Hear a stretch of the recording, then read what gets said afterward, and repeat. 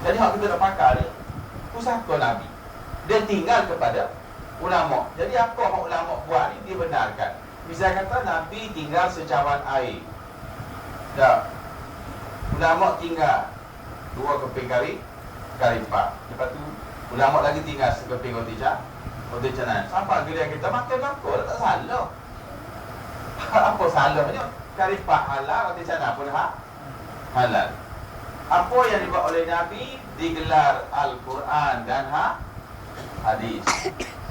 Apa yang dibuat oleh ulama digelari ijma'. Dan apa dibuat oleh selepas ulama digelari qiyas. Maka semua sekali ini kita panggil ahli sunnah wal jamaah. Maka sekarang inilah kita ni. Sebab apa jadi sakat tu? Sebab kita jauh Nabi SAW. Maka apa yang ulama buat, selagi ia tidak bercanggah dengan Islam, maka kita harus ikut. Kita boleh ikut. Pasal apa ikut? Sungguh ikut Nabi sendiri pula suruh ikut ulama ni. Nabi suruh ikut aku. Nabi kata iqtadu ba'di Abu Bakar wa Umar. Nabi sendiri suruh ikut Abu Bakar dan ikut Umar. Lepas mati pokok ni pula Nabi sendiri bagi mandat. Khairun nas qarni. Ni kita kembali balik belajar dalam lama ni bukan apa saudara. Sebab lah ni otak kita ni tak berapa banyak sangat gam. Hari ni percaya, besok was-was. Lepas tu dia lepas percaya, lusa was-was. Maka tu juga jap-jap dendeng, jap baik. Dia maka buat dah. Baik, hak ni pula sampai hari kita panggil apa? Kita panggil ulama warasatul anbiya. Jadi Nabi sendiri beri kepada kita khairun nasi qarni. Summal ladzina yalunahu. Sebaik-baik manusia ialah zamanku. Ini bergelar sahabat. Dan kemudian selepasku ini bergelar tabi'in. Dan kemudian digelar tabi'in. Hak ni saudara telah pun approve by Nabi SAW. Boleh ikut belakang. Sahabat, of course, dia terbaik. Ashabi kan nujum biaihi muqtadaitu ihtadaitu. Sahabat aku bagai bintang-bintang di langit. Ikut seorang masuk syurga. Walaupun Nabi tak buat. Sebab tu kita semayang kawal ikut Umar. Kita azan 2 kali ikut Osman. Kita baca bertepuk sekali. Ibadah Allah. Inna Allah ya'muru bil adli wal ihsan wa ita'il qurba wa yanha 'anil munkar wal baghi. Ya'idhukum la'allakum tadhakkarun. Itu siapa? Itu daripada Umar Abdul Aziz. Bukan Nabi dan bukan sahabat. Itu adalah ucapan Sayyidina Umar bin Abdul Aziz. Amma ba'du. Baik, barakallah. Usikum wa iyyakum taqwallah. Siapa Nabi sekali dia baca doa ni. Pasal apa? Pasal dia nak suruh.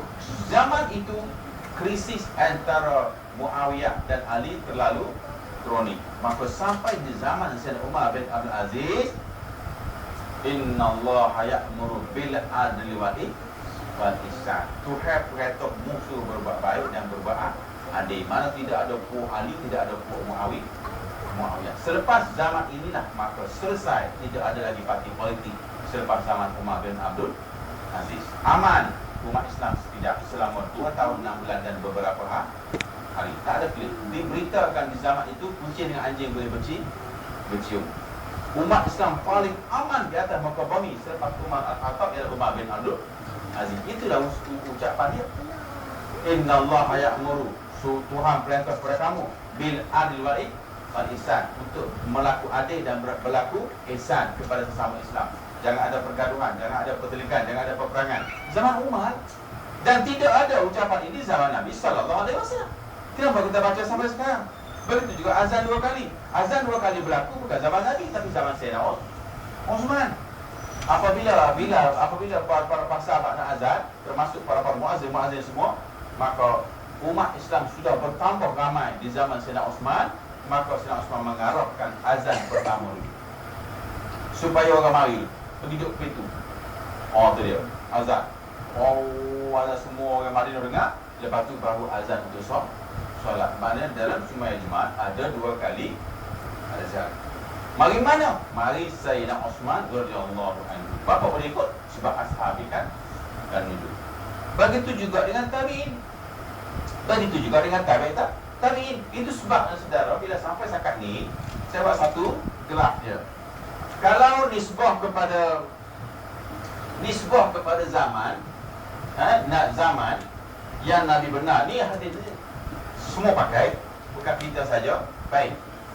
Summal ladzina yagnahum. Sampai dua sini. Imam Hanafi dan Imam Malik ini berada di zaman tabi'in. Imam Syafi'i dan Imam Hambali ini berada di zaman tabi'in. Maka hak ni, dua ni masuk sini. Hak dua lagi ni masuk sini. Maka tu sebab kita beri selain daripada hak ni tidak diiktiraf lagi sebagai mazhab. Pasal apa? Tidak masuk biawayan, lam tadawun, tidak masuk di dalam frame yang Nabi benar. Situ duduk. Bijak macam mana pun dia tak lepas, sebab Nabi bagi sekat tiga saja. Pada sekarang ni semua sampai tiga saja. Itu tabi'in. Sekat tiga saja. Jadi terkeluar daripada tu 300 tahun kemudian tidak dikira sebagai pencipta mazhab lagi, sebab terkeluar daripada approve Nabi sallallahu alaihi wasallam. Dia kalau ada yang baru main apa baca tak? Begitu juga dengan ikutan. Apabila kita berada di akhir zaman, ikutan kita ialah ulama. Hak hadis tu Nabi, hak jadi hukum. Hak ulama buat tu menjadi amalan-amalan yang baik. Macam kata baca Yasin, ulama buat, bacalah daripada kita pergi main bola apa sih, baca. Baca Yasin tidak menjadi satu kesalahan, dan kalau kita tak baca pun tidak menjadi satu dosa. Sebab apa? Sebab itu perbuatan alim ulama yang tidak bercanggah dengan syariat. Termasuk baca berjanji. Kenapa kita baca berjanji? Sebab itu adalah satu sifat baik orang-orang Melayu ataupun orang Islam memuji Nabi-Nya sendiri. Tidak ada satu kesalahan, tidak ada satu dosa. Dan kalau tak nak baca berjanji pun tak apa, bacalah tu sama siapa, tu sina pun ada, arakah pun ada. Nak baca tak masalah. Dan nak baca berjanji tak termasuk ngaco, baca. Usik time ada, gila-gila ada, macam-macam majalah ada, baca. Tidak beda. Kalau lah berjanji beda, baca hak lain. Hak sunat muakkad. Hak paling sunat sekali kisah Malaysia. Jadi kita kena faham. Bila ulama buat, ulama tidak akan mengajar kita untuk masuk neraka. Saudara, ulama dia ikhlas, dia mengajar kita, dia tidak akan ajar benda yang boleh menyebabkan kita masuk neraka. Itu ulama. Baik dari segi amalan ataupun dari segi hukuman. Dia tak akan bagi tahu benda yang akan menyebabkan kita menjadi celaka. Tak ada. Dia tidak ada kepentingan peribadi.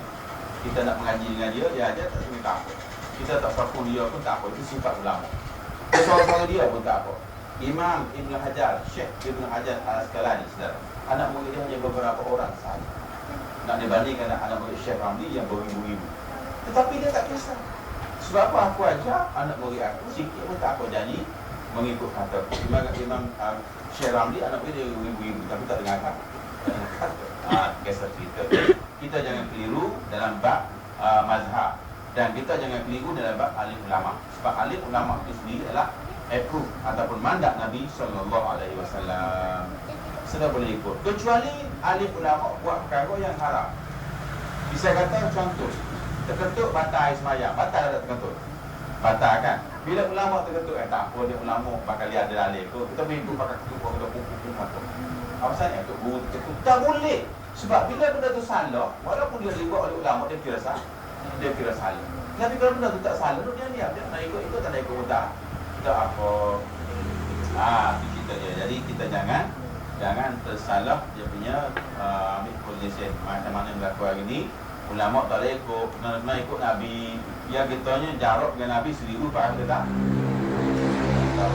Dan ikut ulama itu sendiri pun ada dibenarkan Nabi SAW selagi tidak bercanggah dengan syariat.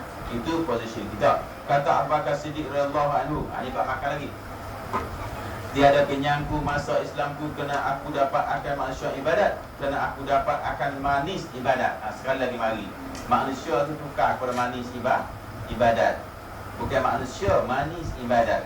Kata Umar, kata Abu Bakar, tiada kenyang masa Islamku kerana aku dapat akan manis ibadat. Dia tak makan terlalu kenyang. Dan memang begitu.